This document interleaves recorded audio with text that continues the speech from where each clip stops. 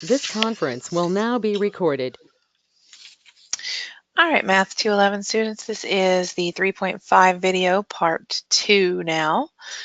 We are looking at part D from the section 3.5, which this is now a rational function, so we're going to have a little bit more involved here.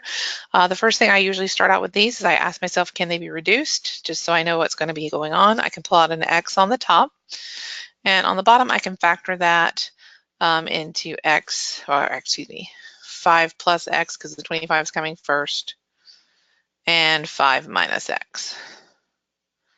Now, 5 plus x and x plus 5 are the same thing because they're both all positive. So that would reduce, and this would just be x over 5 minus x. Okay. Now, that means that there is a hole in this graph, because anytime something cancels in a rational function, we have a hole there. The hole occurs at the value that would have made the part that cancels out equal 0. So that would have been at a -5. And to find the y value, you plug in the -5 into what is left over. So that's -5 over 10, or -1/2. So the hole occurs at -5, -1/2. For this function, the first step, again, after we've done the reducing, is to figure out the domain.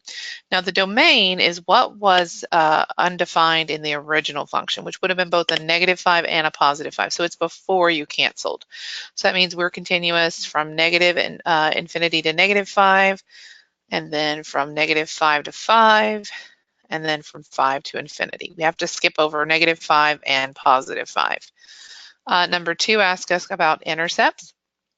The y-intercept comes from plugging just 0 into the original function. That gives you 0 on top and 25 on bottom, so that's just 0. X-intercept has to do with once you've reduced the rational function, the x-intercept is any factors in the numerator that still are there after reducing and what would make them equal 0. So that's x equals 0, so that again is 0, 0. For step 3, we're going to be checking for symmetry. So we're going to be plugging -x into the function. So that would be -x squared plus 5 times -x over 25 minus -x squared. That is just x squared, but then minus 5x. On the bottom, we still have 25 and still minus x squared. So that is not the original function, because the thing that's missing is this was a plus sign before. And if you pull a negative out, you're going to change both signs on top. So that does not also match. So there is no even or odd here. So no symmetries for y-axis or origin. No even or odd function. Okay, and then number 4, this is finally where we get to talk about asymptotes. So we know from our algebra lessons that we had in either Algebra 2 or Math 136 that this is going to have a vertical asymptote at 5, because that is the value that makes the part after we've canceled. That denominator that's left over, it would equal 0 at that point, because remember, this guy causes a hole, the one that made the reducing step. So I know that x equals 5 is a vertical asymptote, but I want to prove it using calculus. So remember, we need to look at the limit as x approaches 5 from the left, and the limit as x approaches 5 from the right of our function. And you can use the reduced form here, x over 5 minus x, and x over 5 minus x. So let's just think about this for a second. If we're coming up from the left side, we're going to be using numbers smaller than 5. So that means that the top will not always be positive, but the bottom will always be positive. So we know the bottom will always be positive, but the top will be getting smaller and smaller, or more negative. So let's just think for a second, if we plugged in, let's say 4.5. So 4.5 on top, and then 5 minus 4.5 would be 0.5. So notice that's a positive over positive. If we do 4.9, we know it's going to be 4.9 over 5 minus 4.9, and see, that's going to be positive as well. So, and we know that these are going to be getting bigger and bigger because we have this asymptote. It has to either go to positive infinity or negative infinity.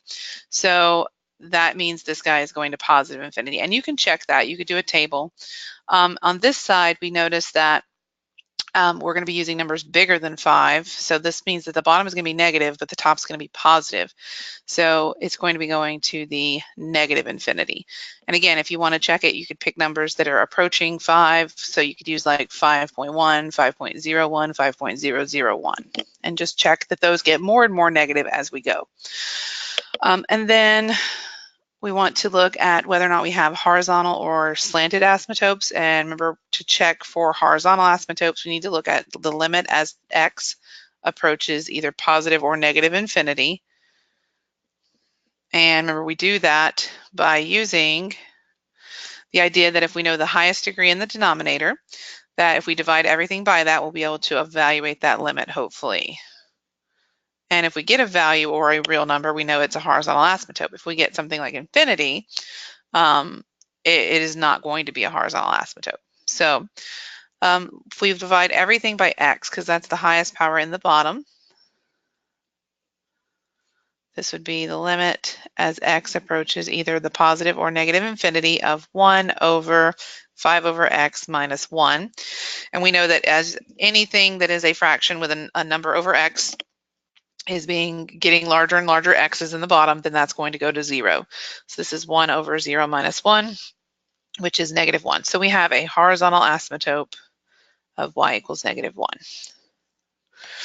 And we would have no slanted asymptote, because if you have a horizontal asymptote, you don't have a slanted asymptote. It's either one or the other. Okay, so step 5, we're going to be looking at the derivative of our function. So again, our function now, once it's been reduced, is x over 5 minus x.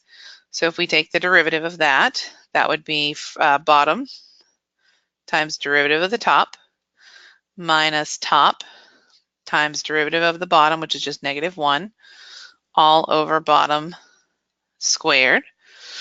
That is going to end up being 5 minus x plus x over 5 minus x squared. So y prime is 5 over 5 minus x squared. So this will always be positive. Notice that the top is a positive 5 and the bottom is getting squared. So it's always positive. So I already know this is going to be increasing, but I could show you, I could test this, because remember, critical numbers for rational functions are either the top equals 0, which is where the actual critical number, that's where the derivative equals 0, or anywhere it's undefined, which would be where you would have those things that make the denominator equal 0. So we know that x equals 5 is an issue here. So if we did do our test, we would put 5 in the middle. We'll notice we'd have negative infinity to 5, 5 to infinity. We would pick maybe 0 and let's say 10, plug them into our first derivative. That's a positive over a positive, which means this is increasing. This is also a positive over a positive, because it'd be negative 5, but then we square it, so it's also increasing. So this is, now we can't say that this one, the last one I did on the last video, we had that this is increasing on negative infinity to negative 5. There's a hole there. I keep wanting to put the union symbol. And negative 5 to 5, and 5 to infinity. So because these are holes, there are discontinuities here. Or not holes, I should say. This one's a vertical asymptote, sorry. So this one was a hole, this one was a vertical asymptote. So those are discontinuities. Those are places where we can't be increasing or decreasing. We don't even have an actual value there. So if these are discontinuities, we have to skip over them when we talk about increasing or decreasing. Now, when we were in the last one, we had all these connections where we said, okay, it was negative infinity to negative 2, and negative 2 to 2, and 2 to infinity. And I said you could say that's increasing on the reals because it was a polynomial. Everything was a defined value. We cannot combine that here because of the discontinuities. So we just have to leave it as separate intervals. And then 6 is whether or not there's any max or mins. And since there is no change in increasing or decreasing on a point that is defined in the function, then we would have no local maxes or mins.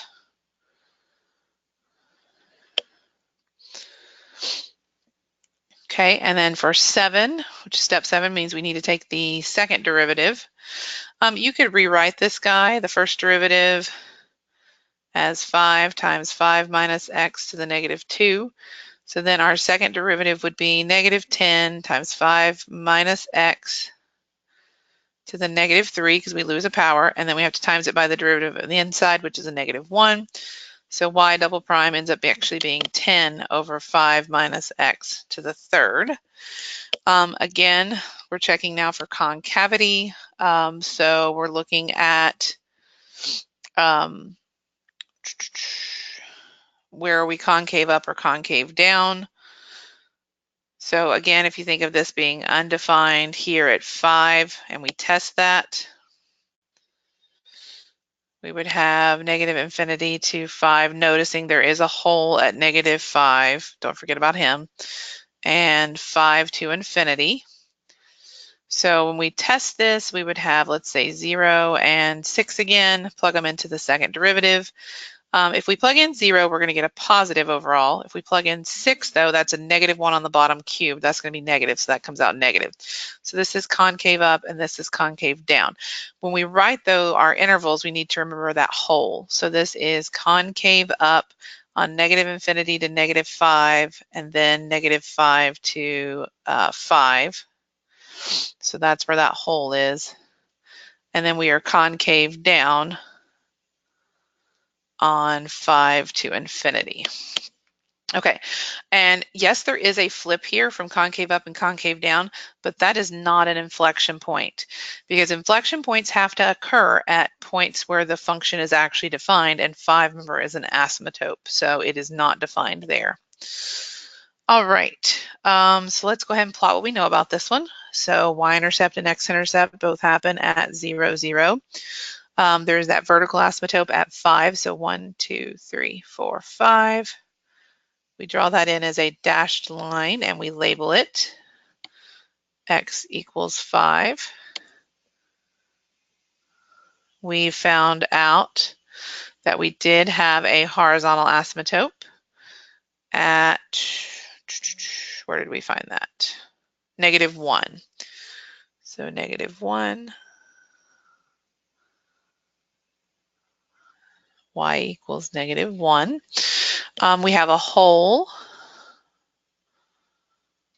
at negative 5, so 1, 2, 3, 4, 5, and negative 1/2. So there's a hole. And what else do we know? Okay, so we're ready to talk about increasing, decreasing, I think, and then the concavity. So this is increasing from negative infinity to negative 5, and then from negative 5 to 5, and also increasing from 5 to infinity. Now, you cannot cross your vertical asymptote, and remember, from our vertical asymptote to the left, we're moving towards positive infinity. So we're going to be coming up this way, concaved, I believe, up all on that whole side from negative infinity to 5. So concaving up towards that positive infinity. Don't cross that line, but you're going towards it. And then we are, and remember, we do know this is our horizontal asymptote, so we are, we're approaching that. And then from, yeah, we're still increasing, but we're concave down from 5 to infinity. So you can't be concave down up here and be, well, we could be, but we need to be approaching negative infinity for the vertical asymptote and negative 1 for this. So we want to stay so that we approach both of those. So as x's are getting closer to 5 from the right side, we're going down to negative infinity. As our x's are going towards positive infinity, we are headed towards the negative 1. So there is our rough sketch of this function. Okay, I did the other rational function e in class, so we're going to skip down to f. This is a little bit different function. It is not a rational. It is not a polynomial. It has a radical in it, so just a little bit of a different flavor. So when we look at this one, in terms of finding derivatives and stuff in a second, I would probably rewrite this one as this is x minus 3 times x to the 1/2. And let's multiply that through. So when you multiply, remember you add exponents. So this is like 2 over 2. So this would be x to the 3/2 minus 3x to the 1/2. That'll help us when we get to the derivative part and eventually. Now for our domain. So for the domain of this one, you have to remember that there's a radical involved. If you have an even root, you need to make sure that this does not go imaginary. So we need to make sure it stays greater than or equal to 0. So that means that our domain is 0 to positive infinity. Y-intercepts and x-intercept. So y-intercept and x-intercept. If we plug in 0 for our x's, that becomes -3 times 0, so that's just going to be 0, 0. If you plug in 0 for the y and set both parts equal to 0, you get either x equals 0 or x equals 3. So we have 2 x-intercepts.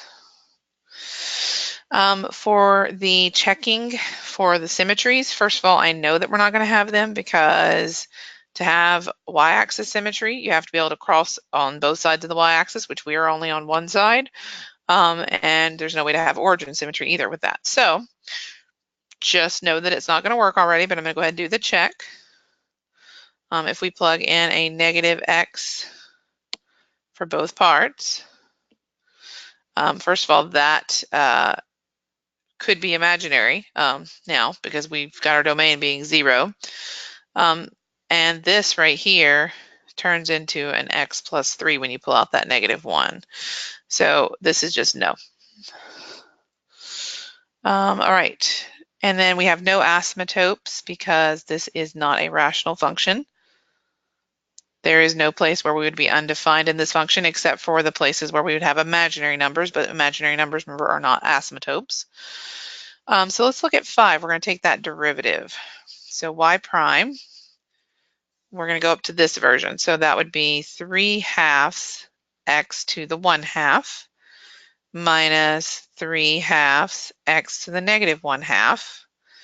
And when we try to factor this so that we can solve it, you want to pull out the lowest exponent. So we're going to pull out a 3/2 x to the -1/2. Remember, when you pull this out, you're really subtracting the powers. So that's negative, that's 1/2 minus a -1/2. That actually makes 1/2 plus 1/2. So that's just going to be x to the first, and then we're going to get a -1. So this is y prime is 3 over 2. X minus 1 is on top. Square root of x is on the bottom. Okay. So when we look at this, there are places where we could be equal to 0 on top. So x equals 1 is a critical number. And there's a place where our derivative could be undefined or not exist, which is at 0. And the reason for that is because, remember, when you have that abrupt stopping point, you get a vertical tangent there. So then when we go to do our test, though, you want to be careful. Yes, we would normally put 0 first and then 1, but we need to remember not to pick a test value over here because there's no domain. This is the end of that function, essentially. So we're just looking from 0 to 1 and from 1 to infinity. So I picked 0.5 and 2. And we're going to plug those into y prime.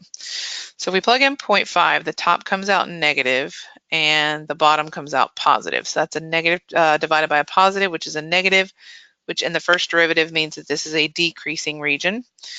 And when we plug in 2, we get a positive on top and a positive on bottom, which makes an overall positive sign. So that means that that region is increasing. So from 0 to 1, we are decreasing. And from 1 to infinity, we are increasing. And because 1 is a defined value, it is a value of the original function that works, exists. That means that we do have decreasing to increasing. We have a local minimum. So that's part 6. So we have a local min of blank at x equals 1. And remember, you have to go back to your original function, which was x minus 3 times the square root of x. So that's 1 minus 3 times the square root of 1. That's -2 times the square root of 1. So that's just going to be -2. So that is the ordered pair 1, -2. That's where our local minimum is going to occur. All right, and then we need to take, I'm going to look at this version.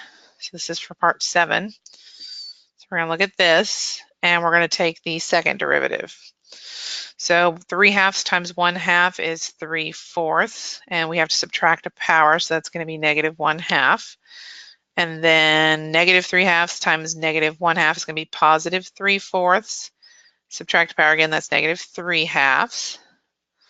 I would pull out a 3/4 x to the -3/2. We pull out the smaller of the two exponents. -1/2 minus a -3/2 is going to be -1/2 plus 3/2, so that's going to be x to the 2/2, which is x to the first. And then we pull out the 3/4 again, and we pull out this, so it's going to be just a +1 here. So this guy ends up being a 3 on top, an x plus 1, and we have a 4 and a x to the 3/2. Okay, so here's the deal. When you go to look for possible points of inflection, you set each of those things equal to 0. So the top would be 0 when that's a -1. The bottom would be 0 if that was just 0.